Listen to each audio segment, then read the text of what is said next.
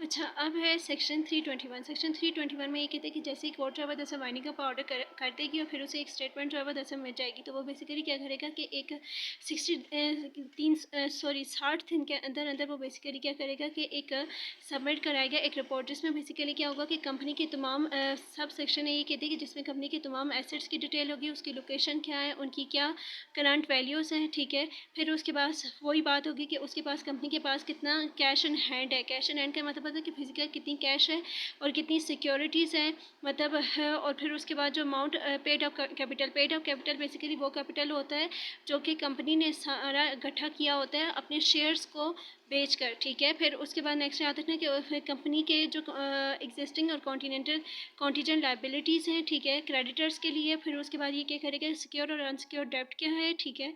फिर उसके बाद वो डेब्ट जो कि कंपनी का है उसमें कंपनी का नेम क्या है, एड्रेस क्या है, ऑक्यूपेशन क्या है, ठीक है, कंपनी का कंट्रीब्यूटरीज की तरफ कितना डेब्ट है, तमाम कंपनी की जो इंटेलेक्चुअल प्रॉपर्टी है उसकी डिटेल होगी। फिर उसके बाद जो जॉइंट जो कॉन्ट्रैक्ट है, सबसिस्टिंग कॉन्ट्रैक्ट है, जो जॉइंट वेंचर्स हैं और जो कोलैबोरेशन है, तो तमाम होल्डिंग कंपनी और सब्सिडरी कंपनी बेसिकली वो कंपनी होती है जो कि होल्डिंग कंपनी के सबऑर्डिनेट होती है। होल्डिंग कंपनी जो होती है वो दरअसल एक पेरेंट कंपनी होती है। फिर उसके बाद क्या होगा कि कोई भी इन्फॉर्मेशन जो कि कोर्ट को चाहिए वो ऑफिशियल लिक्विडेटर में डायरेक्ट कोई भी ऐसी इन्फॉर्मेशन जो कि कोर्ट को चाहिए वो बेसिकली क्या करेगा, डायरेक्शन देगा ऑफिशियल लिक्विडेटर को कि वो उसे प्रोवाइड करे।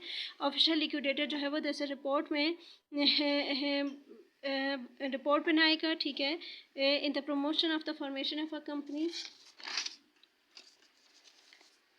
फिर उसके बाद एनी डायरेक्शन, फिर जो ऑफिशियल लिक्विडेटर है वो बेसिकली क्या करेगा कि रिपोर्ट बनाएगा और वो ऐसे स्टेप्स बताएगा कि जिसमें आप कंपनी के एसेट्स को मैक्सिमाइज़ कर सकते हैं। फिर उसके बाद जो ऑफिशियल लिक्विडेटर है अगर उसे मुनासिब लगेगा वो फर्दर रिपोर्ट्स भी बनाएगा और उस रिपोर्ट की कॉपी जो है वो बेसिकली कोर्ट में सबमिट कर देगा। फिर उसके बाद नेक्स्ट है section 322 court direction as report of the official liquidator, ठीक है।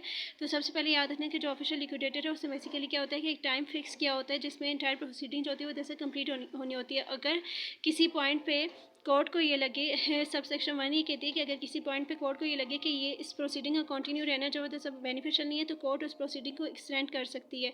फिर उसके बाद कोर्ट जो होती है वो बेसिकली क्या करती है, तमाम ऑफिशियल लिक्विडेटर की उस रिपोर्ट को एग्जामिन करती है। फिर उसके बाद वो क्या करती है, सेल कर देती है कंपनी को। उसके लिए वो एक सेल कमेटी अपॉइंट करती है जहाँ पर रिपोर्ट जो है वो ऑफिशियल लिक्विडेटर जहाँ पर रिपोर्ट ऐसी रिसीव हो कि किसी किस्म का फ्रॉड जो है वो दरअसल कमिट किया गया, फिर उसमें इन्वेस्टिगेशन होती है और क्रिमिनल प्रोसीडिंग उसके खिलाफ की जाती है। फिर उसके बाद याद रखें नेक्स्ट है कि